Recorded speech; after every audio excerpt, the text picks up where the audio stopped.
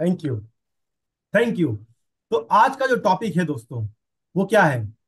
यहाँ हम बोल रहे हैं कि हेल्थ की क्या जरूरत है और आज ही की जरूरत है। क्यों चाहिए हमें हेल्थ और आज ही क्यों जरूरत है हमें? आज ही हमें इसके बारे में क्यों सोचना चाहिए? क्या वो अर्जेंसी है, क्या इंपॉर्टेंस है कि हमें लगता है, हमें हमें ये लगता है कि इसके बारे में हम एक दिन भी डिले नहीं कर सकते? तो सबसे पहले चर्चा करते हैं कि हमारे नॉर्मल ब्रेकफास्ट में हम लोग क्या पहला मील खाते हैं। राइट, ब्रेकफास्ट मतलब क्या होता है? बेसिकली ब्रेकफास्ट, रात भर जब हम भूखे रहते हैं तो उसके बाद में जब सुबह उठ के जब हम पहला खाना खाते हैं, उसी को ब्रेकफास्ट अंग्रेजी में बोलते हैं। हिंदी में आप या उसको आसान भाषा में बोलना चाहे तो बोल सकते हैं दिन का पहला भोजन। राइट। तो जल्दी से आप बताइए कि आप आपके यूट्यूब ग्रुप में कि आपका पहला भोजन नॉर्मली क्या होता है? मैं देखना चाहता हूँ, मैं देख रहा हूँ यूट्यूब पे जो आप लोग मैसेजेस कर रहे हैं, गुड मॉर्निंग और good morning. So thank you so much, but जल्दी से ये भी डालिए आप लोग कि आपका सुबह का नॉर्मल ब्रेकफास्ट क्या होता है। कि रितु जी, शशिकरण ओझा जी, किशोर ट्रेकर जी, अभी तक मैं वेट कर रहा हूँ क्योंकि किसी ने भी अपना भोजन नहीं डाला है ब्रेकफास्ट का, सुबह का, मॉर्निंग का। हम लोग सुबह प्रभात। ओके। Yes sir. सो सुबह का मॉर्निंग का भोजन। ओके, मुझे पहला मिला है breakfast poha, chapati, tea, fruits, warm water, very good, milk, roti sabzi, tea, biscuits. Okay. देखिए इतने सारे tea with breads, fruits, bread jam, infuse drink, detox water, chapati. Okay, Hetal Patel ji ने बताया चपाती। स्वाति जी बोल रही है चाय। और किंग लॉर्ड जी बता रहे हैं सुबह की रोटी सब्जी। विकास जी बता रहे हैं फ्रूट जूस। Okay great. तो आप देखिए कि नॉर्मली आप जैसा मैंने बताया आपको, अगली स्लाइड में आप पाएंगे कि ऐसा ही कुछ हमारा सुबह का ब्रेकफास्ट होता है। राइट। अगर हम देखें तो या तो हम पराठा, दही पराठा खाते हैं। राइट। अगर हम साउथ में हैं तो टिपिकली डोसा से हमारी शुरुआत हो जाती है। ब्रेड जैम तो मैंने बहुत सारे मैसेज देखे हैं यहाँ पर। रोटी सब्जी में भी बुला है। वेस्ट में डिफरेंट है। बॉम्बे में मैंने टिपिकली देखा है कि लोग वड़ा पाव से अपना मॉर्निंग का शुरुआत करते हैं। राइट। तो अब मुझे ये बताइए आप सब लोग कि क्या ये सब हेल्दी है? क्या ये हेल्दी है? हाँ। राइट। ये इतने सारे मैसेज आ रहे हैं कि नहीं, इसमें से काफी सारी चीजें, हमारा ब्रेकफास्ट जो है मॉर्निंग का वो हेल्दी नहीं है। पर अगर आप ये देखेंगे कि कुछ लोगों ने ये भी डाला था, है ना, कुछ लोगों ने डाला था हम पोहा खाते हैं, उपमा खाते हैं, मिल्क काफी लोगों ने डाला था, कुछ लोगों ने फ्रूट डाले थे, इडली सांभर डाले थे। तो ये जो फ्रूट है इसको हम टिपिकली क्या बोलते हैं? इस तरह के भोजन को हम क्या बोलेंगे? हम बोलेंगे ये हेल्दी फूड है। राइट।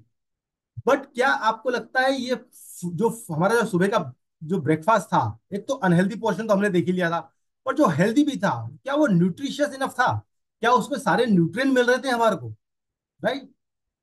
तो अब आप मुझे जल्दी से ये बताइए, अब चैट ग्रुप में डाल के, कि कौन से न्यूट्रिशन की हम बात कर रहे हैं? ऐसे कौन से न्यूट्रिशन है जो कि हमें हमारे सुबह के ब्रेकफास्ट में मिलने चाहिए या हमारे फूड में मिलने चाहिए, हमारी डाइट में मिलने चाहिए? Protein, fibre, carb, very good. इतने सारे बटर मिल्क। ओके। बहुत सारे मैसेज आ रहे हैं प्रोटीन और फाइबर को लेकर, कि प्रोटीन और फाइबर हमारी डाइट में होना चाहिए। पर टिपिकली क्या होता है, आप देखिए, जब हम किसी चीज को बोलते हैं कि वो हेल्दी है तो हम उसको मानते हैं कि वो न्यूट्रिशियस भी है। राइट। पर ऐसा होता नहीं है। राइट। जो जरूरी नहीं कि कोई चीज, अगर मैं सुबह बोलूं कि मैं सुबह एक बनाना और दूध पी के अपने घर दिन की शुरुआत करता हूँ, हाँ, मैं एटलीस्ट कोई ऑयली चीज नहीं खा रहा हूँ, कुछ वो नहीं, मतलब कोई फ्राइड नहीं खा रहा हूँ, कोई अनहेल्दी नहीं खा रहा हूँ, मैं कुछ हेल्दी खा रहा हूँ। पर क्या उसमें मुझे अपना सारा प्रोटीन मिल रहा है? क्या मुझे अपना सारा फाइबर मिल रहा है? तो आप देखिए कि हमारे ब्रेकफास्ट को न्यूट्रिशियस बनाने के लिए हमें typically, yes, protein with water and poha, fibre, इतने सारे क्वेश्चन आ रहे हैं। टिपिकली हमें क्या चाहिए होता है हमारे हमारे ब्रेकफास्ट को न्यूट्रिशियस बनाने के लिए? हमें चाहिए होता है प्रोटीन, फाइबर, मिनरल, विटामिन्स और गुड फैट। जब भी मैं आपको ब्रेकफास्ट बोल रहा हूं, आप ये बिल्कुल कंफ्यूज मत होइएगा कि मैं मैं बात कर रहा हूं सुबह के पहले मील की। राइट।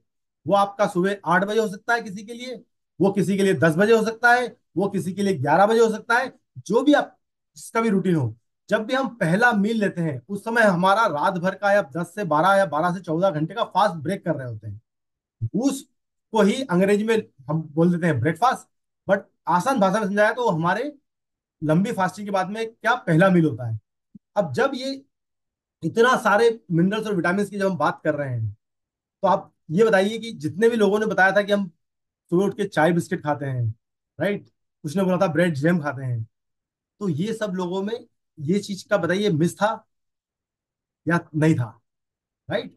यस, मेरे को लगता है सुधीर अग्रवाल जी बोल रहे हैं प्रोटीन मिसिंग था, अनिल कुमार जी बोल रहे हैं नो बिल्कुल नहीं था, और ओके, प्रोटीन फाइबर, आर्यन जी बोल रहे हैं नहीं था, वेरी गुड। तो आप सब लोग बोल रहे हैं कि सुबह के जो हमारा पहला, बहुत सारे लोगों ने ब्रेकफास्ट जो अपना शेयर किया टिपिकल ब्रेकफास्ट, उसमें ये वाले चीजें मिसिंग थी। अच्छा, अब ये देखते हैं कि सपोज अगर हमने न्यूट्रिशियस खाया, सॉरी हेल्दी खाया, जिसको हम वो क्या बोल रहे हैं कि हमने सब से दूध पिया, राइट, या किस कुछ लोगों ने ये भी डाला था कि हमने मल्टीग्रेन खिचड़ी खाई, तो वो अगर में अगर ये सारे न्यूट्रिएंट थे तो क्या वो उचित मात्रा में थे, जिस मात्रा में हमें चाहिए, जो हमारी डेली की रिक्वायरमेंट है, जो RDA रिकमेंडेड डेली अलाउंस जिसको बोलते हैं, जो कि एक गाइडलाइन है गवर्नमेंट ने जो पब्लिश गाइडलाइन है, उसमें बोला जाता है कि इतने मिनिमम क्वांटिटीज के मिनरल्स, विटामिन, प्रोटीन और फाइबर हर एक इंसान को हर रोज खाने हैं, हर रोज, सप्ताह में एक बार नहीं, दिन में सप्ताह में 2 बार नहीं, राइट, हर रोज खाने मिनिमम उतने क्या हमें मिले। तो अगेन मैं आंसर देख रहा हूं, आनंद वियोग जी बोल रहे हैं नहीं मिले, चेतना यादव जी बोल रही है नहीं मिले, वेरी गुड, महक जी बोल रही है नहीं मिले, अमित प्रसाद जी बोल रहे हैं नहीं मिले, वरुण दास जी बोल रहे हैं नहीं मिले। सो देखिए इतने सारे ब्रेकफास्ट जो कि हमने अनहेल्दी देखे, एक तो वो तो हानिकारक है ही, जिनको हम कभी कभी सोचते हैं कि सुबह सुबह मेरा बड़ा हेल्दी ब्रेकफास्ट होता है क्योंकि मैं तो सुबह एक गिलास दूध पी के आता हूँ, तो होता है हमें कुछ क्वांटिटी में प्रोटीन मिल गया हो, पर विटामिन मिनरल्स बहुत सारे जो हमारे 24 डिफरेंट टाइप्स ऑफ मिनरल्स बनाए, क्या वो मिलेंगे? नहीं मिलेंगे, वो मिसिंग हो जाएंगे, राइट। तो आप ये सोचिए कि इतने सारे भी हमने जो डेक में जितने लोगों को अभी हमने बात की है, उसको आधार रखते हुए बताइए क्या इंडिया जो है वो न्यूट्रिशियस फूड ले रहा है? क्या इंडिया, देखिए अगर हम सब अपने आप का एग्जांपल ले लें तो सोचिए आपको क्या लगता है कितने लोग होंगे इंडिया में, जो कि भारत में, जो कि अपने दिन की शुरुआत, अपने ब्रेकफास्ट की शुरुआत इसी तरह से कर रहे होंगे। या तो सोच रहे होंगे कि मैं अपना रूटीन नॉर्मल है ना, भागते भागते जो नाश्ता कर रहा हूँ वो वड़ा पाव खा के और अपना मुंबई लोकल पकड़ के और मैं शुरू हो जा रहा हूँ अपने काम पे जाने के लिए। या फिर कुछ लोग सोच रहे होंगे नहीं यार कोई बात नहीं, मैं बड़ी हेल्दी लाइफस्टाइल जीता हूँ, मैं हमेशा अपना दिन की शुरुआत सुबह ब्रीड दूध और टोस्ट से करता हूँ या दूध या बनाना से करता हूँ। हम सब लोगों में काफी सारी हमारी डाइटिंग के कारण, इस डाइट हैबिट के कारण से क्या हो रहा है, न्यूट्रिशन की, क्योंकि हम लोग कंफ्यूज हो जाते हैं, हम हेल्दी ब्रेकफास्ट को कभी या हेल्दी फूड को कभी कभी न्यूट्रिशियस फूड भी मान लेते हैं, complete nutrition food, right, complete nutrition food मान लेते हैं। वो न्यूट्रिशन हो सकता है पर कंप्लीट न्यूट्रिशन नहीं हो सकता। और उसका रिजल्ट देखिए क्या है, देखिए आंखें चौंकाने वाला रिजल्ट है। 10 में से 8 लोग जो है, मतलब 80%, 10 में से 8 लोग जो है वो प्रोटीन के डिफिशिएंट है, प्रोटीन की डिफिशियंसी है उनकी बॉडी में, राइट। और सरप्राइजिंग बात क्या है, उन 10 लोगों में से, ये मतलब अगर 8 जो लोग हैं उसमें से अगर हम पूछे तो 90% लोगों को, मतलब 10 में से 9 लोगों को ये पता ही नहीं कि वो डिफिशिएंट भी है। देखिए किसी भी चीज को करेक्ट करने की शुरुआत क्या होती है कि अगर आपको पता चले कि आप डिफिशिएंट हैं तो आप उसको सॉल्व कर सकते हैं। सरप्राइजिंग डेटा क्या बोलता है कि 9 10 लोग, 10 में से जो 9 लोग हैं वो ये मान के चलते हैं कि नहीं हमें जरूरत ही नहीं है, हम तो फिट हैं, हम सब सुबह उठ रहे हैं अपना काम पे जा रहे हैं, उन्हें पता ही नहीं कि वो डिफिशिएंट भी है। और प्रोटीन का डिफिशियंसी का सबसे बड़ा एक कारण ये भी है क्योंकि उसको ऐसे रोजमर्रा की तरह मेजर नहीं किया जाता। अगर देखिए किसी को अगर आयरन की कमी होगी तो उसको हीमोग्लोबिन की कमी हो जाएगी तो एनीमिया हो जाएगा, तो कुछ कोई सिम्टम्स आएंगे तो वो उसको डॉक्टर के पास जाके टेस्ट, तो ऐसे विटामिन डी में कभी होता है उनको कुछ वीकनेस लगे, इम्यूनिटी में, प्रोटीन में इन जनरल क्या होगा काफी लंबे टाइम तक अननोटिस रहता है, काफी लंबे टाइम तक। और उसी कारण से ये डेटा सबसे एस्टोनिशिंग है कि 8 लोग जो है उनको प्रोटीन की डिफिशियंसी है। अब आप देखिए दूसरी स्टडी जो है वो क्या बोलती है, 10 में से 7 लोग हिंदुस्तान में, भारत में, उनको डाइटरी फाइबर जो है वो डेली रिक्वायरमेंट के हिसाब से नहीं मिल पाता है, वो नहीं लेते हैं। आप सरप्राइज करिए जरा, 7 लोग, 70% लोग, 10 में से 7 लोग जो है डाइटरी फाइबर जो है, वो जो जितनी रिक्वायरमेंट है, डेली की रिक्वायरमेंट जो है बताई गई है, उतनी क्वांटिटी में नहीं ले रहे हैं। और 8 जो लोग हैं 10 में से, उनको माइक्रोन्यूट्रिएंट की डिफिशियंसी, मतलब मिनरल्स, विटामिन, यहां तक कि ये डेटा ये बोलता है कि अगर, जो मैंने आरडी की बात की थी ना, कि जो आपको डेली रिक्वायरमेंट के हिसाब से जितना विटामिन, मिनरल्स, विटामिन लेना है, 70% लोग तो उसका 50% से भी कम लेते हैं डेली। अब आप सोचिए कि क्या स्थिति होगी। मतलब अगर इसका एग्जांपल से समझिए कि अगर विटामिन सी रिकमेंडेड किया गया है कि रोज आपको 60 mg लेना डेली, राइट, सप्ताह में 1, 2, 3, 4, या सप्ताह में 5 दिन भी नहीं, लोग कभी कभी बोलते हैं अच्छा मैं सप्ताह में 5 दिन ले लेता हूँ सर, रोज डेली रिक्वायरमेंट है, तो उनको अगर 60 mg लेना है रोज, 70%, मतलब 10 में से 7 लोग तो 30 mg से भी कम नहीं ले पाते हैं दिन भर में अपनी नॉर्मल डाइट के। तो यह हो गई मेजर माइक्रोन्यूट्रिएंट डिफिशियंसी की बात। अब आप देखिए विटामिन डी की अगर बात करें, स्पेसिफिक कुछ न्यूट्रिएंट की बात करें, तो क्या होगा। अब देखिए 4 में से 3 लोग, करीब करीब 75% लोग, राइट, मतलब 75% लोग जो है, 4 में से 3 लोग जो है वो क्या है, विटामिन डी के डिफिशियंट है। हर दूसरा आदमी कैल्शियम का डिफिशियंट है। 2 आउट ऑफ 1 का मतलब हो गया हर दूसरा आदमी। आप हर दूसरे आदमी को टच करेंगे तो पता चलेगा कि उसमें कैल्शियम की डिफिशियंसी है। अगेन बहुत लंबे टाइम तक उसकी इसकी आइडेंटिफिकेशन नहीं होती, जब तक कि कोई किसी कंडीशन उसको दिखने नहीं लग जाए, और हम उसके बारे में भी चर्चा करेंगे। ऐसा नहीं है कि देखिए कि हमें लगता है कि इन जनरल, पर हमने कुछ डेटा देखा वुमेन स्पेसिफिकली। देखिए वुमेन जो होती है हमारे परिवार का, हमारे समाज का वो है बहुत एक एक एक बहुत बड़ा स्ट्रॉन्ग पिलर होती है, राइट, पूरे परिवार की देख रखने वाली होती है। पर बहुत बार ये देखा गया है कि वही अपनी हेल्थ को सबसे ज्यादा अननोटिस रखती हैं, या के साथ कॉम्प्रोमाइज कर देती हैं। और हम भी हमारे फैमिली में इतना उनकी तरफ बहुत सी बार बहुत लंबे टाइम तक फोकस नहीं करते हैं। आप देखिए 70 से 90%, मतलब 10 में से अगर 7 से 9 जो फीमेल्स हैं, जो लेडीज हैं, जो औरत हैं, उनकी उनको विटामिन डी की डिफिशियंसी है। करीब करीब 50%, मतलब हर दूसरी फीमेल, हर दूसरी औरत हिंदुस्तान में आयरन की डिफिशियंट है। 10 में से 4, 40% जो कैल्शियम डिफिशियंट है। विटामिन ए की डिफिशियंसी करीब 17% को है। आयोडीन की डिफिशियंसी करीब करीब 14% को है। अनगिनत डेटा है जो ये बता रहा है कि इतनी सारी डिफिशियंसी है। पर देख क्या, खाली सिर्फ डाइट और माइक्रोन्यूट्रिएंट और उसी से ही बात बन जाएगी, उसी से ही हमें लगेगा कि नहीं यार काफी है वो कर लेना। हाउ अबाउट लाइफस्टाइल, लाइफस्टाइल के बारे में आपको क्या राय है? जल्दी जल्दी मेरे साथ जरा आप अपनी लाइफस्टाइल के बारे में सोच शेयर करिए। जैसे डॉक्टर श्याम ने अपनी एक लाइफस्टाइल बताई कि सुबह उठ के मॉर्निंग में उनको रन करना होता है, वो 15 मिनट रोज रन करते हैं। आप बताइए जरा, आप मेरे साथ में शेयर करिए कि आपकी डेली की लाइफस्टाइल मॉर्निंग में सुबह उठ के नॉर्मली क्या होती है।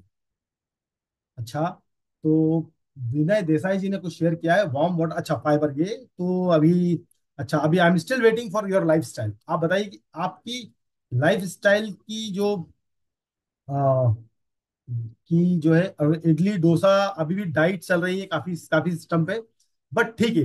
अभी देखते हैं कि अनहेल्दी लाइफस्टाइल भी एक बहुत इंपॉर्टेंट एस्पेक्ट हो जाती है हमारी हेल्थ के डिटोरिएट होने के लिए। मतलब हमारी जो हेल्थ है, हमारा जो स्वास्थ्य है, वो को खराब होने के लिए हमारी जो अनहेल्दी टाइप की, तो बसवा जी लिख रहे हैं वर्कआउट करते हैं, लक्ष्मण जी लिख रहे हैं एक्सरसाइज करते हैं, डेजलिंग जी लिख रहे हैं कि वो वॉकिंग करते हैं, मनोज वत्स जी लिख रहे हैं वॉकिंग करते हैं। ओके, हेल्थ केयर अनु दुआ जी लिख रहे हैं डेली बैडमिंटन खेलने जाते हैं, दिलीप स्टार्ट साइकिलिंग। अच्छा, इतनी सारी एक्टिविटी देखिए आप, एक्सरसाइज, योगा, वर्कआउट, साइकिलिंग, मुझे बहुत सारे इसमें से जिम, अरुण गरे जी बोल रहे हैं वो जिम जाते हैं सुबह उठ के, एक्स दिनेश जी बोल रहे हैं रनिंग करते हैं। ग्रेट। सो आप सब लोगों ने 30 मिनट्स का brisk walk, very good. House work, अच्छा देखिए धर धरसी जी ने भैया सुबह उठ के वो अपना घर का हाउस का काम करते हैं, और करती हैं। और 1 minute walking, water intake, walking, exercise. अब देखिए ये जितना भी अभी डेटा मिला है उसमें काफी लोग, देखिए हम तो न्यूट्रलाइट एमवे से जुड़े हुए हैं, हम हेल्थ से कॉन्शियस है। काफी लोगों ने बताया कि वो कुछ योगा या प्राणायाम करते हैं, पर काफी लोगों ने ये भी बताया है कि वो सुबह उठ के अपना घर का काम चलाना शुरू कर देते हैं। काफी लोगों ने ये भी लिखा है कि वो मोस्टली सुबह उठ के कोई ऐसा एक्सरसाइज का उनका रूटीन नहीं होता है ना। कभी अगर कुछ कर लिया तो एक्सरसाइज एक आध दिन कर ली, वीक में 1 या 2 बार, तो एक नॉर्मल जो होता है उसमें बस ल्यूक वार्म वाटर किया अपना लेमन के साथ में, और हमारा दिनचर्या शुरू कर दी। पर हमारी लाइफस्टाइल का भी हमारी हेल्थ पर एक बहुत बड़ा इम्पैक्ट होता है। तो आपको क्या लगता है कि जो लाइफस्टाइल की जब हम बात कर रहे हैं, तो लाइफस्टाइल का मतलब क्या होगा? क्या हो सकती है वो लाइफस्टाइल? डिफरेंट लाइफस्टाइल की जरा अगर हम चर्चा करें, ओके, तो काफी सब लिख रहे हैं कि वॉक करना लाइफस्टाइल का पार्ट है। Okay, morning walk 5 kilometre, cycling, yoga, okay, 1 hours of this, okay. So football workout, Ajay ji लिख रहे हैं। ओके, सो काफी सारे लोग लिखे हैं कि सुबह कुछ खेलना, कहीं जिम जाना, कुछ वर्कआउट करना, एक्सरसाइज करना हमारा मॉर्निंग का लाइफस्टाइल होता है। पर आपको क्या पता है, दुनिया भर के दोस्तों लोगों को जब इसके बारे में जब स्टडी की गई, तो ये पता चला कि 4 में से 1 बंदा, राइट, करीब करीब 25% लोग फिजिकली बहुत ही इनएक्टिव होते हैं। इनएक्टिव का मतलब होता है सुबह मॉर्निंग में उठे, अपना लेमन वाटर पिया, जैसा मुझे बहुत सारे चार्ट ग्रुप में लग रहा था, अपना वही सुबह का ब्रेकफास्ट, जो कुछ लोगों ने बोला कि भैया वो दूध पीते हैं सुबह उठ के, दूध ब्रेड खाते हैं, कुछ लोगों ने चाय बिस्किट खाते हैं, वो खाया और अपने काम पे निकल गए। उसको बोलते हैं फिजिकल इनएक्टिव। आप अगर ऑफिस जा रहे हैं, ऑफिस में खड़े हैं, ऑफिस में बैठे हैं, वो physical activity, dedicated physical activity का पार्ट नहीं है, राइट। तो आपकी फिजिकल एक्टिविटी जो इनएक्ट, आप गए भी तो चेयर पे जाके बैठ गए वहां पर काम करते हैं, राइट। और आप देखेंगे 21st सेंचुरी में जो सेडेंट्री लाइफस्टाइल जिसको बोल रहे हैं, सेडेंट्री लाइफस्टाइल मतलब ये बिना फिजिकल एक्टिविटी के, कोई भी व्यायाम किए बिना, कोई भी शारीरिक काम किए, एक्सरसाइज किए बिना, जो जो लाइफस्टाइल हम जी रहे हैं हम, उसको 21st सेंचुरी की बीमारी कहा है। और इसी के कारण से cardiovascular disease, elevated blood pressure, type 2 diabetes, ये सारी चीजें बढ़ रही हैं। और क्या हो रहा है देखिए, ये हो गया है सेडेंटरी लाइफस्टाइल, एक हमारी पुअर हैबिट हो गई। फिर दूसरी हैबिट जो हो गया, हमने देखा पुअर फूड हैबिट, राइट। हमारा खाना खाने का कोई रूटीन नहीं है, टाइम नहीं है, राइट, हम क्या खा रहे हैं वो फिक्स नहीं है। तो पुअर फूड हैबिट जो होती है, दूसरा एक हिस्सा हो जाता है हमारी लाइफस्टाइल का पार्ट। तो खाली व्यायाम और शारीरिक एक्टिविटी लाइफस्टाइल नहीं है। लाइफस्टाइल क्या है, आप खा क्या रहे हैं, यही नहीं, उसके अलावा आपका स्क्रीन टाइम कितना है, आप और क्या, कहाँ आप ऐसी जगह मतलब अपना टाइम जो है सिट बैठ कर और खर्च कर रहे हैं। और आप देखिए स्क्रीन टाइम जो है वो आज की सब दूसरी लाइफस्टाइल की सबसे बड़ी समस्या बन गई है, राइट। हमारा स्क्रीन टाइम फोन पर, सोशल मीडिया पर, टीवी पर बहुत ज्यादा बढ़ गया है, राइट। तो ये भी एक इंपॉर्टेंट एस्पेक्ट है लाइफ एक्सेसिव है। और आप देखिएगा स्लीप, और बिकॉज हमारा स्क्रीन टाइम है, हम रात को लेट तक सोशल मीडिया या टीवी या स्क्रीन के आगे बैठे हैं। यही नहीं, यंग बच्चे भी, आने वाली जनरेशन, नेक्स्ट जनरेशन में भी, तो आप देखिए 4 में से 3 लोग जो है वो अपनी इनफ स्लीप, जिनकी जितनी गुड क्वालिटी स्लीप की जरूरत होती है 7 से 8 घंटे की, वो नहीं ले पा रहे हैं। सोचिए जरा कितना एस्टोनिशिंग डेटा है, कितना सरप्राइजिंग डेटा है। 4 में से 3 लोग जो है वो अपनी पूरी तरह से नींद भी नहीं ले पा रहे हैं। इसलिए नहीं क्योंकि वो कहीं ट्रेवल करें, 90% टाइम बिकॉज उनका स्क्रीन टाइम या उनका सोशल मीडिया या रात को फोन देखने की हैबिट जो है, वो उसके लिए भी एक रिस्पॉन्सिबिलिटी है। तो अब हमने यहाँ से क्या समझा, हमने ये देखा कि सबसे पहले हमने देखा कि मैक्रो न्यूट्रिएंट की डिफिशियंसी। हमने अपने ब्रेकफास्ट को खुद एनालाइज किया, आपने ब्रेकफास्ट में खुद देखा कि उसमें प्रोटीन, फाइबर, गुड फैट और माइक्रो न्यूट्रिएंट की बहुत ज्यादा कमी थी, राइट। विटामिन और मिनरल्स की इनएडिक्वेसी थी। उससे कारण से क्या होता है, न्यूट्रिशन डिफिशियंसी होती है over a period of time, है ना। लंबे टाइम के बाद में आप पाएंगे कि जो टिपिकली जब कहता 30s में होते हैं, 20s में होते हैं, तो हमें लगता है कि हमें जरूरत नहीं है, हम तो अच्छा खाना खा रहे हैं, बॉडी ना, बॉडी यंग होती है, बॉडी अच्छे से रिस्पॉन्ड कर देती है। पर जब लॉन्ग पीरियड टाइम ऑफ ये बैड हैबिट्स और पुअर डाइटरी हैबिट्स मेंटेन रहती है, तो उसके कारण से क्या होता है, बॉडी में परमानेंट, सॉरी, इनपरमानेंट न्यूट्रिशन डिफिशियंसी आती है। इसका मतलब क्या हुआ, आप में विटामिन डी की कमी होना शुरू हो जाएगी, कैल्शियम की कमी होना जाएगी, प्रोटीन की कमी शुरू होना जाएगी। और इन सबसे क्या होगा, इन कॉम्बिनेशन विथ जो आपकी पुअर फिजिकल एक्टिविटी, मतलब आप कोई फिजिकल एक्टिविटी भी नहीं कर रहे हैं, है ना। आपको लग रहा है कि मैं ऑफिस जा रहा हूँ, वही काफी काम हो जा रहा है, मैं इतना वक्त तो ऑफिस में ही कर लेता हूँ, राइट। आपका कोई कोई रूटीन नहीं है। और फिर अगेन हमारी लाइफस्टाइल हैबिट के कारण से हमारी स्लीप जो है वो प्रॉपर नहीं हो पा रही है। और वो सब लीड क्या कैसे करती है, over period of time health condition, जिसको हम बोलते हैं कोई ना कोई डिसीज का कारण बन जाती है। तो आपको क्या लगता है कि क्या ये इम्पैक्ट जो है हमारी हेल्थ कंडीशन पे कोई इम्पैक्ट डालता है इस तरह से, हमारी आपकी सबकी हेल्थ हेल्थ पे कोई इम्पैक्ट हो सकता है इन सब चीजों से? यस, देखिए आप, क्या इम्पैक्ट है उसका। 10 में से 4 इंडियन ओबेस है, मतलब ओवरवेट है, राइट। ओवरवेट मतलब उनका वजन, जो उनका बीएमआई के हिसाब से उनका जितना वजन होना चाहिए, उनकी हाइट के हिसाब से उनका जितना वजन होना चाहिए, उससे कहीं ज्यादा है। राइट, ओवरवेट से भी ज्यादा जब की जो सिचुएशन आती है उसको ओबेस बोल देते हैं। राइट, बीएमआई के उसमें पैरामीटर बोलेंगे तो अगर वो 25 30 से ऊपर चले गए उनकी बीएमआई, राइट, 28 से 30 से ऊपर चले गई तो वो ओबेस कैटेगरी में आ जाते हैं। राइट, और आप सरप्राइज करेंगे, ये जो नंबर है ये करीब करीब 5% प्रतिशत से बढ़ रहा है। अब आप सोचिए 5% तो कोई नंबर ही नहीं हुआ। पर अगर आप देखेंगे ये जो चार लोग हैं, अगर ये चार का नंबर अगर 5% हर बार बढ़ेगा, राइट, तो क्या होगा? आप देखेंगे अगले 5 साल में यही नंबर जो होगा, ये हर दूसरा आदमी, मतलब हर एटलीस्ट हर दूसरा नहीं, 50%, आधे लोग जो होंगे वो ओबीस कैटेगरी में आ जाएंगे। राइट, और इससे आप देखेंगे कि एक बहुत मेजर इफेक्ट जो दिख रहा है वो क्या दिख रहा है? एक स्टडी है डब्ल्यूएचओ की जो कि लास्ट ईयर की गई थी। उसका स्टडी का रिजल्ट क्या बोलता है कि 30 से 70 साल की उम्र में तब 19 करोड़ जो एडल्ट हैं, राइट, जो कि 18 साल से ज्यादा उम्र के हैं, उनको हाइपरटेंशन हो रहा है। राइट, तो इतना सारे 19 करोड़ लोग जो है वो हाइपरटेंशन की बीमारी से जूझ रहे हैं। 60%, अगेन कितने, 10 में से 6 लोग जो हैं वो किससे जूझ रहे हैं?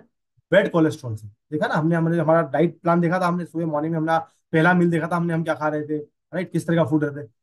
बैड कोलेस्ट्रॉल, हर 6 आदमी को, 10 में से 6 आदमी को बैड कोलेस्ट्रॉल की समस्या है। और कोई शक नहीं है इसी कारण से 10 में से 3 डेथ जो होती है वो कार्डियोवास्कुलर डिजीज के कारण से होती है। सोचिए, आप इमेजिन करिए।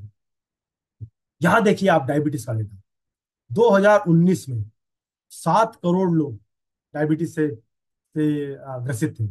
और ये डेटा ये बता रहा था कि उस समय 2019 का डेटा में कि प्रोजेक्शन लग रहा था कि 2019 में इतने हैं तो 2030 तक करीब करीब 10 करोड़ लोग जो है डायबिटिक से ग्रसित हो जाएंगे, है ना, शुगर की बीमारी से ग्रसित हो जाएंगे।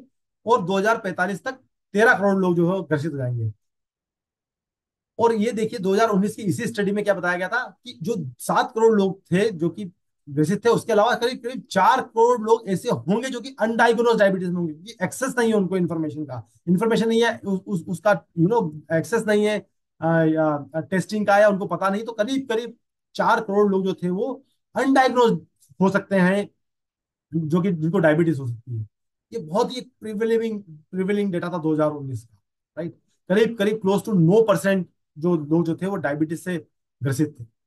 अब आप देखिए उस समय 2019 में कम से कम 10 लाख जो डायबिटीज से रिलेटेड डेथ हुई थी।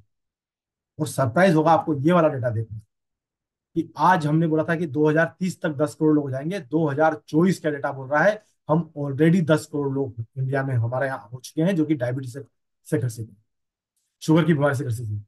ये करीब करीब, देखिए आप प्री डायबिटिक के डेटा को देखेंगे तो वो करीब 15% है। अगर मैं 11% और 15% को कंबाइन कर लूंगा तो आप देखिए 25%, मतलब हर चौथा आदमी, मतलब 10 में से नो हाँ, हर चौथा आदमी, राइट, हर चौथा आदमी जो है वो क्या हो गया है अभी, या तो प्री डायबिटिक है या फिर डायबिटिक हो गया। और ये प्रोग्रेशन जो है, प्रॉब्लम की प्रोग्रेशन जो है प्री डायबिटिक की किस किस रेट से बढ़ रही है? 50 से 60% का progression, from the pro pre diabetic to diabetic. तो अगर कोई प्री डायबिटिक है तो उसकी काफी ज्यादा चांसेस हो जाते हैं कि वो डायबिटिक इवेंचुअली हो जाएगा, 50 से 60% चांसेस है कि वो डायबिटिक हो जाए। तो इन सब डेटा को देख के आपको एक फाइनल जो डेटा है वो ये बोल रहा है कि नॉन कम्युनिकेबल डिजीज कौन सी डिजीज होती है? लाइफस्टाइल डिजीज को बोलते हैं ना। डायबिटीज हो गई, हाइपरटेंशन हो गई, इससे इंडिया के अंदर करीब करीब 65% डेथ जो हो रही है इंडिया में, वो पिछले 5 डिकेड में, पिछले 3 डिकेड में, मतलब 3 डिकेड मतलब 30 सालों में। तो पिछले 30 सालों में इंडिया में 65% जो लोगों की डेथ हुई है वो डायबिटीज या हाइपरटेंशन के कारण से हुई है। और ये डेटा है अपोलो हॉस्पिटल ग्रुप की एनुअल रिपोर्ट। सोचिए जरा पिछले 30 साल में हमारे यहाँ पर कितनी लोग अपनी लाइफ गवा चुके हैं क्योंकि लाइफस्टाइल डिजीज के कारण से। और उनकी, उसका हमने देखा था, कनेक्ट किया था कि वो किस तरह से अपनी डाइट और अपनी लाइफस्टाइल के साथ कॉम्प्रोमाइज करते हैं। और यही नहीं, आप देखेंगे बोन हेल्थ से रिलेटेड डिसऑर्डर जो है वो 10 में से जो 2 लोग हैं उनको ऑस्टियोपोरोसिस हो रहा है, मतलब उनकी बोन जो है पोरस हो जा रही है, वो वीक हो जा रही है ना। ऑस्टोपेनिया हो रहा है, अगेन बोन रिलेटेड, 5 लोगों को, मतलब 10 में से 5 लोग, 50% लोगों को तो बोन रिलेटेड ओस्टोपेनिया का डिसऑर्डर हो रहा है। 2 लोगों को, 10 में से 2 लोगों को, अगेन करीब करीब 20% जनता जो है उनकी इम्यूनिटी सब ऑप्टिमल है, मतलब वो वीक इम्यूनिटी में जी रहे हैं, जिससे ज्यादा जी रहे हैं, इसीलिए उनके इन्फेक्शन के चांसेस बढ़ जाते हैं, उनकी बीमारियों के चांसेस बढ़ जाते हैं, वो बहुत फ्रिक्वेंटली बीमार होते हैं, मेडिकेशन लेना पड़ता है। तो आपको, और इसी इसी के साथ साथ और क्या हो रहा है, 10 में से 7 जो लोग हैं वो सफर कर रहे हैं स्ट्रेस से। आप देखिएगा कि पिछले 4-5 सालों में स्ट्रेस और मेंटल हेल्थ एक बहुत बड़ा कारण हो चुका है हमारी हेल्थ को के कॉम्प्रोमाइज का, राइट। क्योंकि हमारी मेंटल हेल्थ जो है वो पोस्ट कोविड बहुत ही ज्यादा स्ट्रेस में आ गई है। और यही नहीं, हमारी एंग्जाइटी का अगर डेटा देखेंगे तो 10 में से 8 लोग जो है वो बड़े एंग्शियस हैं, एंग्जाइटी से हो रहे हैं। और अनफॉर्चुनेटली क्या होता है, स्ट्रेस और एंग्जाइटी बहुत टाइम तक लोग अपने साथ ही रखते हैं, किसी के साथ एक्सप्लेन शेयर नहीं करते हैं, किसी को बताते नहीं कि मैं स्ट्रेस में हूँ, मैं एंग्जाइटी में हूँ, इवन फैमिली को भी नहीं बताते हैं। और इन सब चीजों से आप देखिए हमारी हेल्थ पर क्या फर्क पड़ने वाला है, हमारी लाइफस्टाइल पे क्या फर्क पड़ने वाला है, लाइफस्टाइल डिजीज पे क्या रहा है। आपको पता है जब ये बीमारियां जब आ जाती हैं तो उसको कॉस्ट ऑफ उसको मैनेज करने की कॉस्ट क्या हो जाती है। एक बहुत स्टनिंग डेटा जो है हम आपके साथ में अभी यहाँ पर शेयर करना शुरू करें। सबसे पहले ये इम्पेक्ट करती है इंडिविजुअल। अगर मेरे को अगर लाइफस्टाइल कंडीशन हो चुकी है कोई, तो सबसे पहला इम्पैक्ट किस पे होगा, मेरे पे होगा, मेरे पर्सनल इम्पैक्ट होगा। पर्सनल इम्पैक्ट क्या होगा, अगेन डिप्रेशन, मेरी एस्पिरेशंस होता है कि मैं कोई एस्पायर कर रहा हूँ कि नहीं यार मुझे है ना, जब मैं 50 साल का हो जाऊंगा तो मैं घूमने जाना चाहता हूँ, है ना, मैं ये सोशल एक्टिविटी या ये इस फेस्ट को ज्वाइन करना चाहता हूँ, या मैं इस कम्युनिटी में जाना चाहता हूँ, मैं ये काम करना चाहता हूँ, मेरी कुछ एस्पिरेशंस होगी।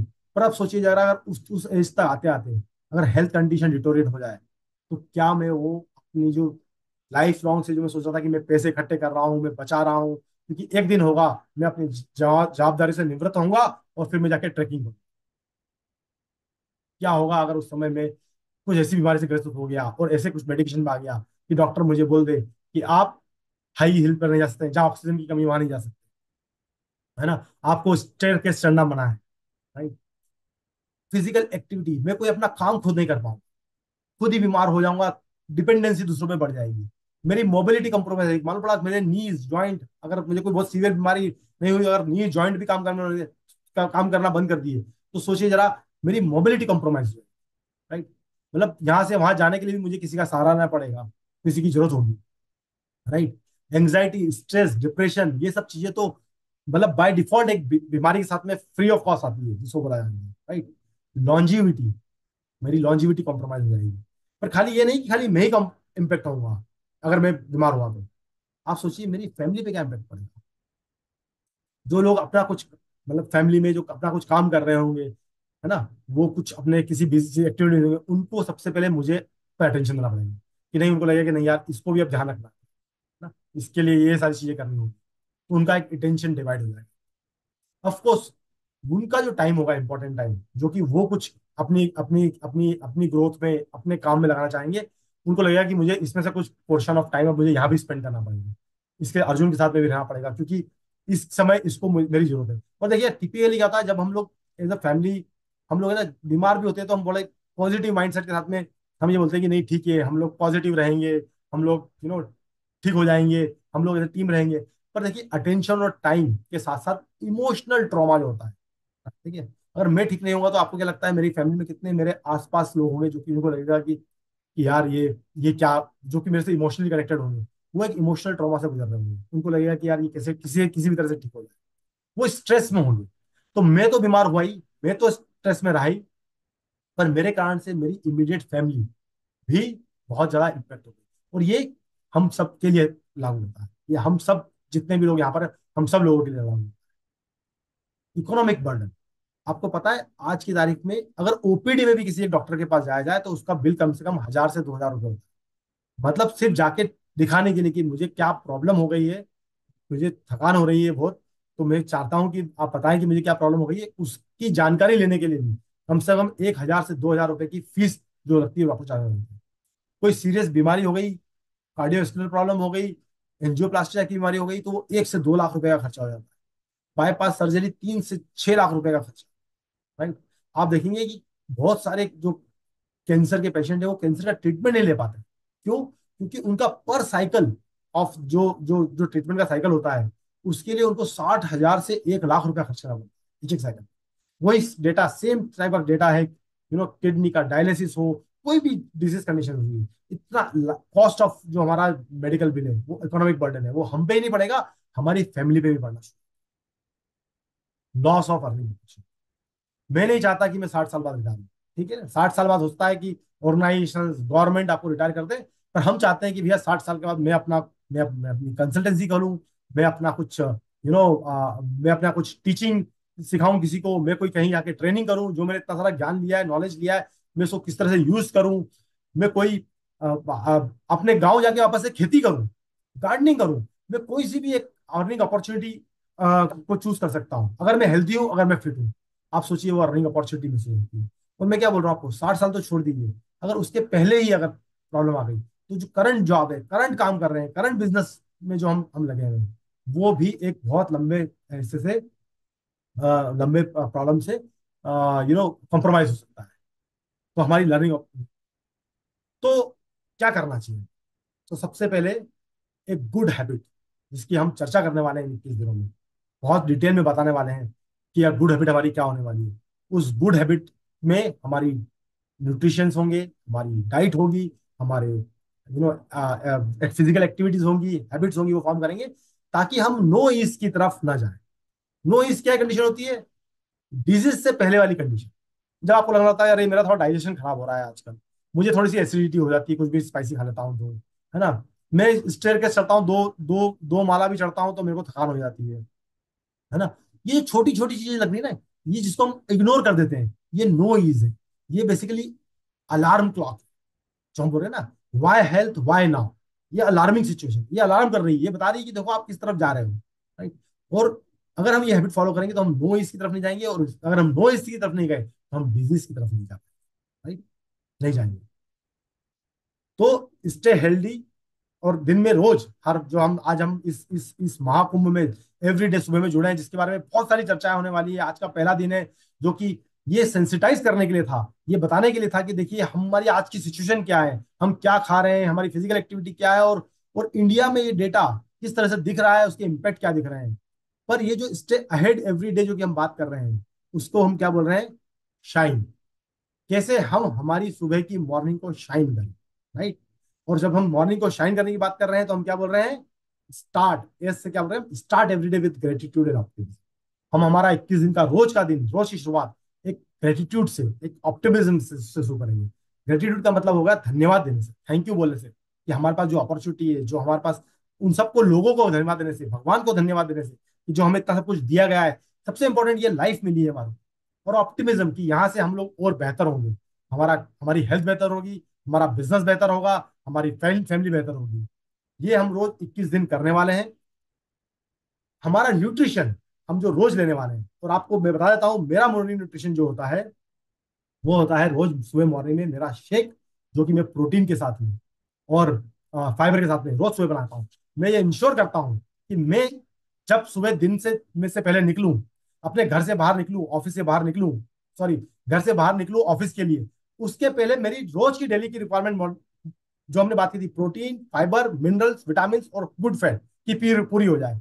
उसके बाद दिन में देखिए लाइफ मुझे क्या ट्रीट करेगी, कैसे ट्रीट करेगी, लाइफ उस वो दिन में क्या जाएगा, मैं क्या सोच के निकलूंगा और क्या होगा। मैं सोचूंगा कि मैं 12 बजे लंच करूंगा, कभी कभी तो ऐसा भी होगा कि कभी कभी आप लंच लेके जाएंगे और वो नहीं खा पाएंगे, अपने घर से ले जाया हुआ लंच नहीं खा पाएंगे टाइम पर। राइट? उन सब चीजों से मैं मेंटली बहुत पीसफुल हो जाता हूँ, क्योंकि मुझे पता होता है मैंने अपना प्रोटीन जो है सुबह का, जो मेरे को जो जितना मुझे मॉर्निंग प्रोटीन लेना था, वो ले लिया है। मैं ये इंश्योर करता हूँ सुबह सुबह रोज। और ये मैं बता रहा हूँ आपको, मेरा मॉर्निंग न्यूट्रिशन पिछले 2 महीने से डिसिप्लिन मॉर्निंग न्यूट्रिशन है। मैं पहले न्यूट्रिशन लेता था, ऐसा नहीं कि मैंने 2 महीने से शुरू किए हैं, पर मैंने मॉर्निंग में लेना 2 महीने से शुरू। मैंने सोचा कि यार मैं जब लेता हूँ तो मैं कभी सोचता हूँ कि मेरा शेक है, मैं दिन में पी लूंगा, तो मैं पाउच लेके जाता हूँ, फिर मैं ऑफिस में किसी काम में बिजी होता हूँ, किसी मीटिंग में जाता हूँ, मिस हो जाता है। कभी मेरी डेली और मेरी ओमेगा मेरे बैग में रखी रहती थी, पूरा दिन निकल जाता, मुझे लगता अरे यार आज तो डेली मिस हो। तो अब मेरा जो मॉर्निंग का रूटीन है वो क्या है? सुबह उठो, फ्रेश हो, आपका शावर और लो, अपना मेडिटेशन प्राणायाम करो, मेरा मॉर्निंग का प्रोटीन फाइबर यहाँ पर है, ये मेरी डेली है। इसके अंदर मुझे आज के सारे जितने भी रिकमेंडेड डेली मिनरल्स और विटामिन है, जो कि आरडीए के हिसाब से बताए गए हैं, क्योंकि मैंने डेटा में देखा है लोग तो 50% से भी कम मिल पा रहे हैं। तो मैं यहाँ पर अपना सुबह सुबह डेली न्यूट्रिशन लेता हूँ। राइट। और गुड फैट, अगर गुड फैट की बात करेंगे तो हमारे पास में सबसे बड़ा बढ़िया गुड फैट क्या है?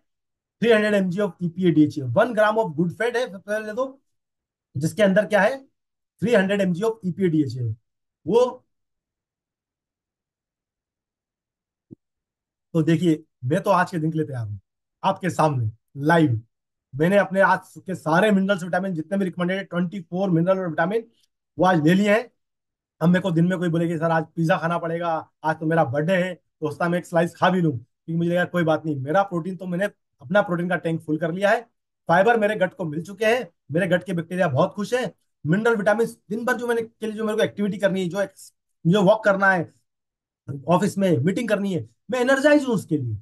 है ना, मैं उसको यूज करूंगा पूरे दिन। अगर मैं दिन में खाऊंगा, लंच में खाऊंगा या ब्रेकफास्ट में या डिनर में खाऊंगा, उसको खा के मैं दिन भर यूज नहीं कर पाऊंगा, रात को सो जाऊंगा।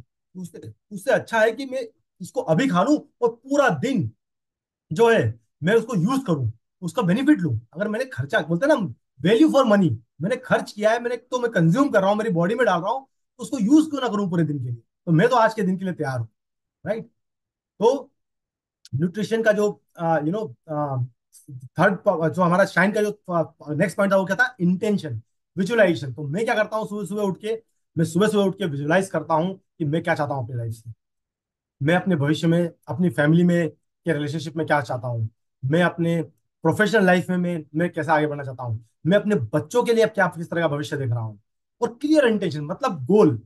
बोलते हैं ना कि if you plan to fail, you fail. If you fail to plan, you plan to fail. मतलब अगर आपने अपना प्लान नहीं बनाया है, तो आप मान के चलिए कि आपका प्लान बन चुका है फेल होने। कितना पावरफुल सेंटेंस है कि अगर आपके पास आपका प्लान नहीं है, तो आपका प्लान ऑलरेडी है कि आप फेल होंगे।